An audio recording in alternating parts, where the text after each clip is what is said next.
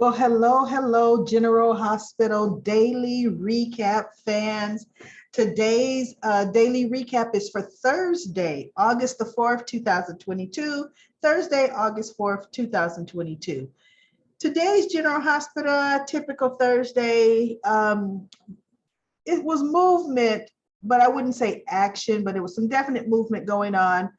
We had Sonny intervening. His bright idea is to bribe a juror. Bribe the juror.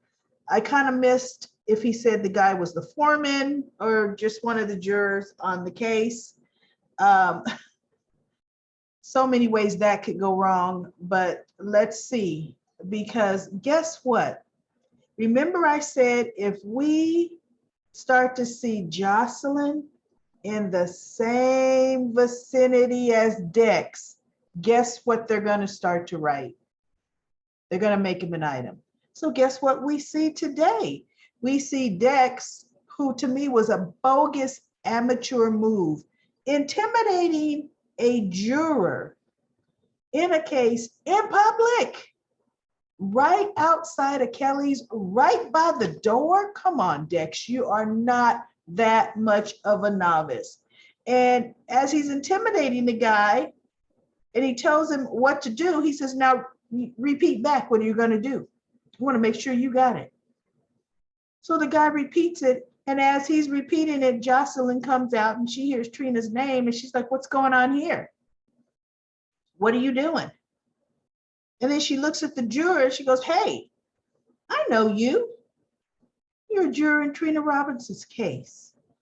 And the juror gets skittish and scurries on off. And Dex is now looking like, oops. And so then she comes over, get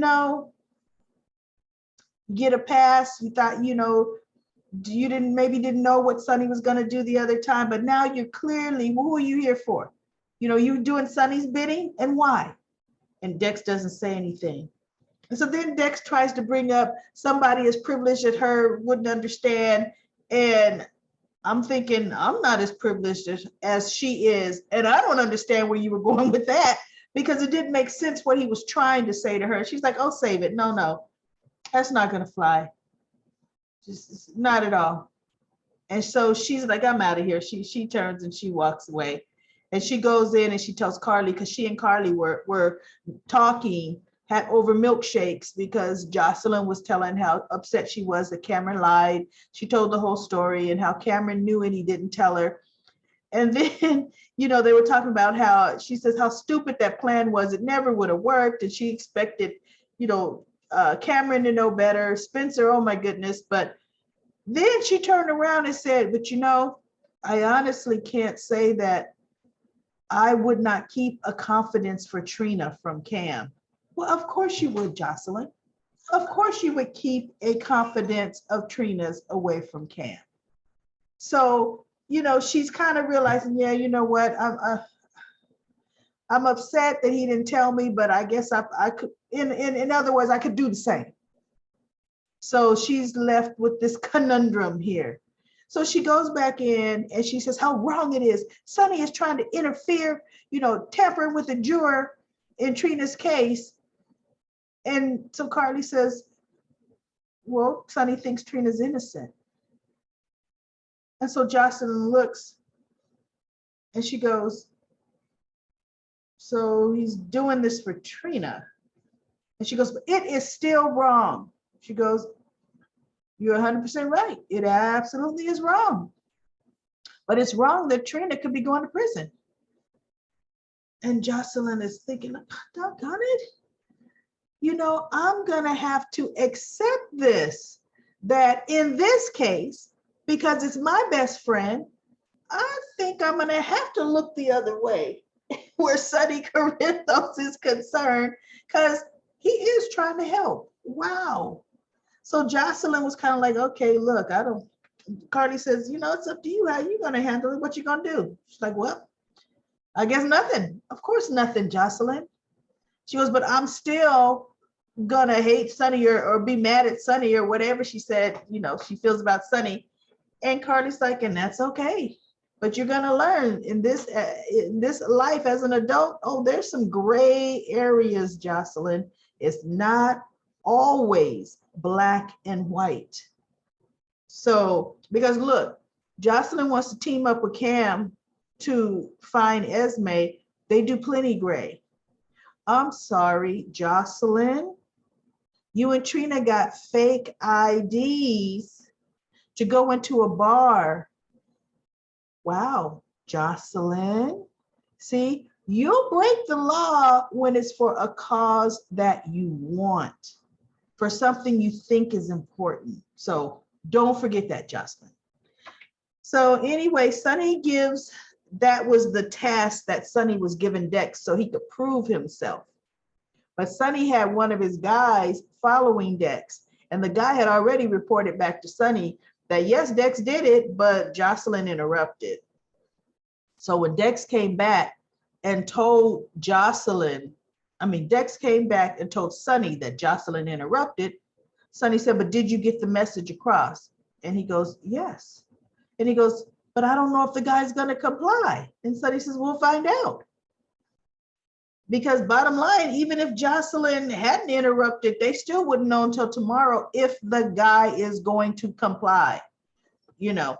So that was pretty interesting. You know, I kind of think that test was a two-edged sword test with Sonny, but Dex walks out of the office, takes out his phone and calls Michael and says, we have to meet. We need to renegotiate our arrangement. And I'm thinking, you want more money? Because it's getting a little dangerous now. You want more money? It was always going to be dangerous, you working for a mob boss. So it's going to be interesting to see what Michael has to say about that. That is definitely going to be interesting. So now we have Curtis, he and TJ, you know, we're talking about what they were going to do, you know, with the guys already being slowly brought out the coma, but they were going to administer a drug to wake him up faster versus letting him wake up on his own. And that could be fatal to the guy. There could be some definite problems. So Portia keyed in on a vibe from the two of them. And she took them in her office and finally got them to spill what they were thinking about doing. And TJ's willing to do it. And in my mind, I'm thinking, TJ, you just got your medical license, which is what Portia told him. Like, no, you're not about to do this. You just got your medical license.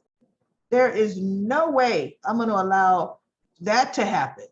And in my mind, I'm thinking Jordan would have a heart attack if you know, he got caught. And then guess what? What if the guy died? How would TJ feel? He's a doctor.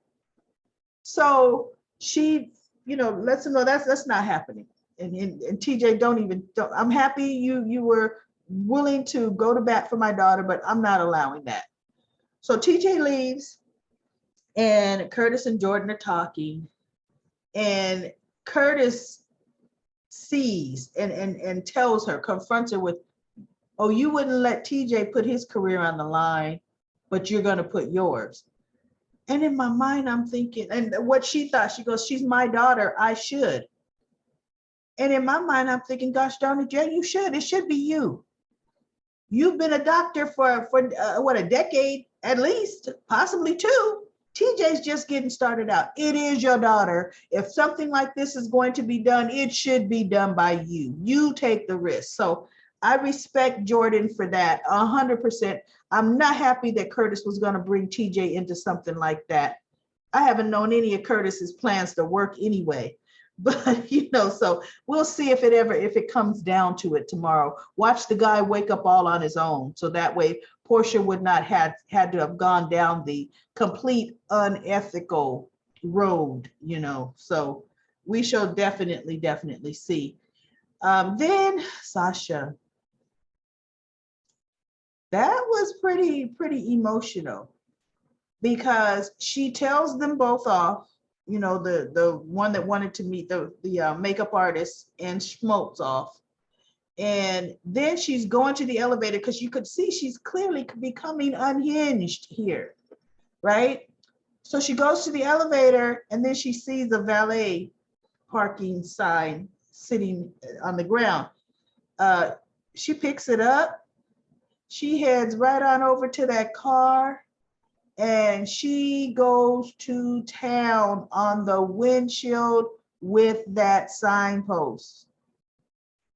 And the whole thing is, she is just yelling every hit. I mean, she continuously is yelling. The photographer girl runs off. Smoltz is looking like, oh, what's happening here? And in my mind, I'm thinking, go over to him, the weasel. You know, act like you're going to hit him. He's going to run like there's no tomorrow. So he sits there and finally Brando comes. I mean, she's whacking that windshield into next week. And Brando comes and he's yelling and he finally comes over to the other side of the car and he just grabs her and he's holding her. She lets go of the side and she's still yelling. And as she's kind of sliding down and he's sliding down with her, she's still yelling. And I'm thinking she needs to be committed, everybody. She needs to be committed. So Dante shows up on the scene and he sees she's out of it. I mean, seriously, she doesn't even really know where she's at.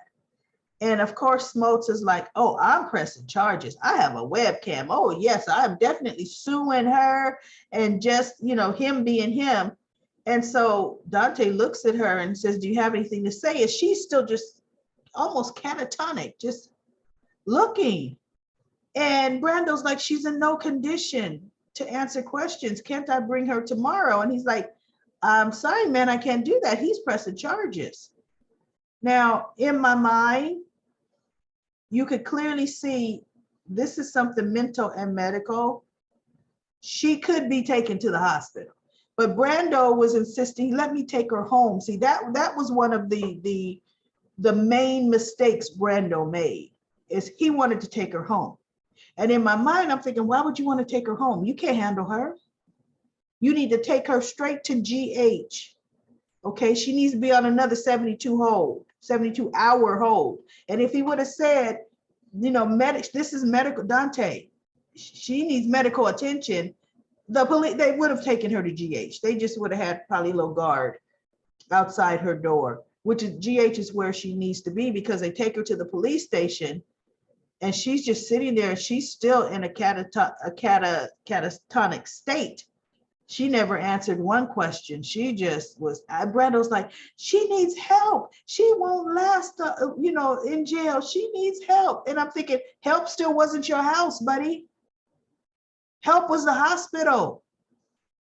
Let's get her to the hospital. I mean, oh my, and Jordan is looking and Jordan's kind of thinking, yeah, I kind of think she does need to go to the hospital. I mean, but yet it doesn't happen. So they book her and they're taking her to a cell. And I'm kind of wondering, well, for one, she can't kill herself in the cell. Well, you would think, right? But some people have done it. But I think this is going to put her in a mental state, and maybe Sasha's going to have to definitely spend some time in Shady Brook. Okay, she's going to need some Shady Brook time. But that to me was all that really happened today with General Hospital. Is poor Sasha. You could really just feel her pain. And one thing she said, she did speak to Dante, and she said, I am tired. I'm just so tired. And the way she said it, I thought, uh-oh, we could be talking suicide here. If she could get her hands on anything, she is going to overdose. This spiraling out of control it's here.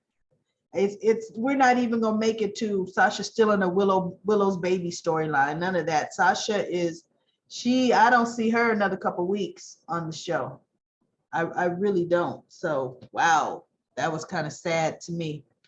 Well, let's go to comment corner. Comment corner, we definitely have some.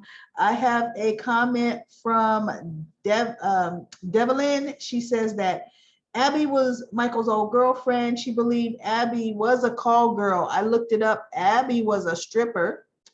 And she had Nell's apartment first. So the apartment Nell ended up in, that was Abby's first. So it is funny, when I looked her up and I saw her face, I remembered that character. She was older than Michael, and Carly, oh, she did not like that relationship at all. Okay. Um, and then Mary brought something up, a blast from the past. Mary says she still thinks that Jax pushed Nell over the cliff. That never came out. One thing I could say, Carly was on the ground in the clearing because Nell had pushed her down, or they were fighting and Nell kicked her or whatever, and Nell ran off.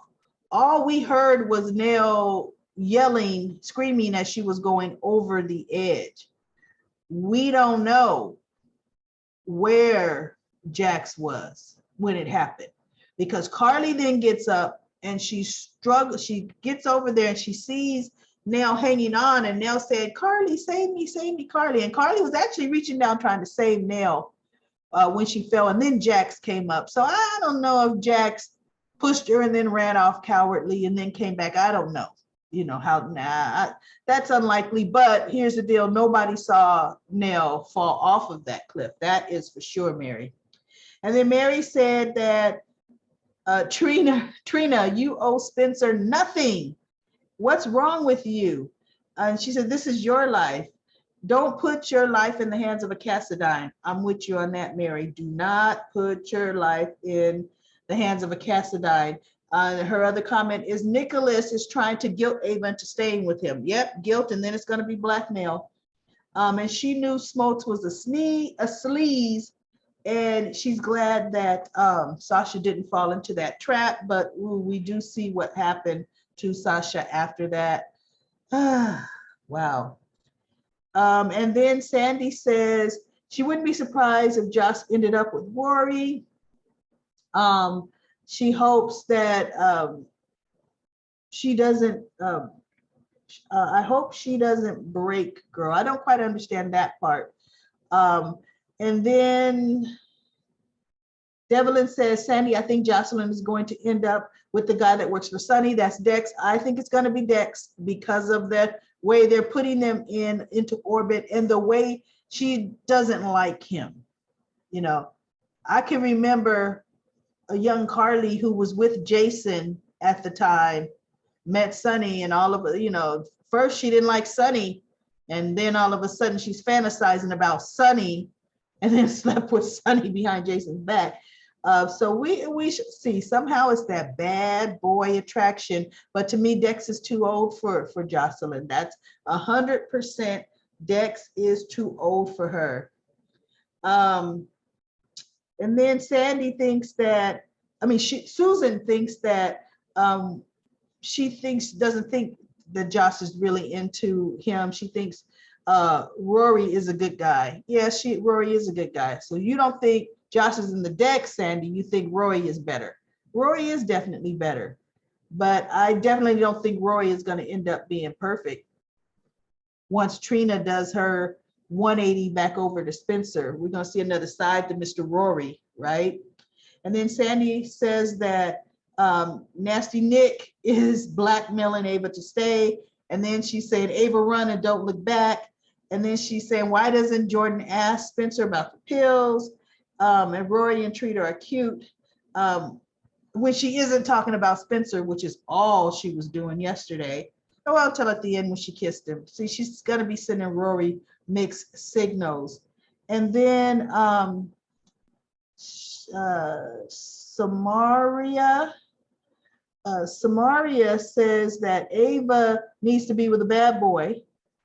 And then she says maybe Ava can be with Nicholas's uncle, or something, but Ava needs to take all of Nicholas's money. Well, she's going to, or if we get to that, she's definitely, because she's going to win that prenup hands down, right? And then she says maybe she could be with another family head, so she could be another mob boss, but not Sonny. So she wants Ava to end up with the mob boss. Well, his uncle Victor is not really a mob boss. Victor's a criminal, a sinister deadly criminal, goodness.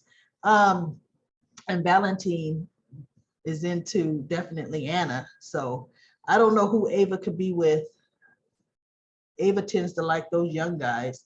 So I don't know what's going to go. Who's in Ava's future? I really honestly don't know. And then Susan says, a lot of things have changed. Spencer went from being a jerk to now risking his freedom to save Trina, which is definitely true. We still up in the air with the trial, and she doesn't understand why the DA kind of went after Trina so hard, just instantly ready to punish her. And Esme never got punished for blowing up or burning Ava's car. Well, Spencer said he did it. So, or did he say she did it for? Yeah, he did say he did it because he was at his party. He said he told her to do it, which still, she was the criminal. You know, somebody could say, he told me to rob the bank, but I was the one that really went in and robbed it, right? Okay, so you're right. The police should have heard that and said, no, you still did a crime. I don't care who told you to do it.